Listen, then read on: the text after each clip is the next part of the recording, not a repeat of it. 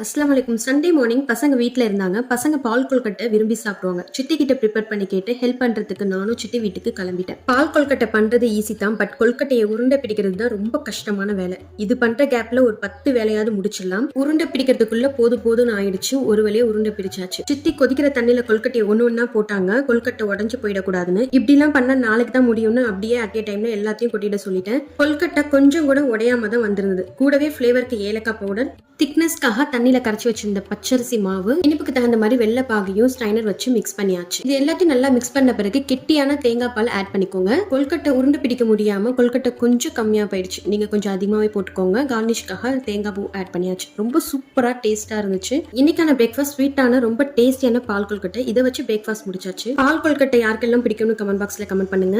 இன்னைக்கு லஞ்சுக்கான வேலையை ஸ்டார்ட் பண்றதுக்கு டைம் ஆயிடுச்சு. ஸோ 1 pot பிரியாணி தான் பண்ணியிருந்தேன். ரொம்ப ஈஸியான வேலை தான். கூடவே சிக்கன் 65. அஸ்ஸலாமு அலைக்கும். தேங்க்யூ ஃபார் வாட்சிங்.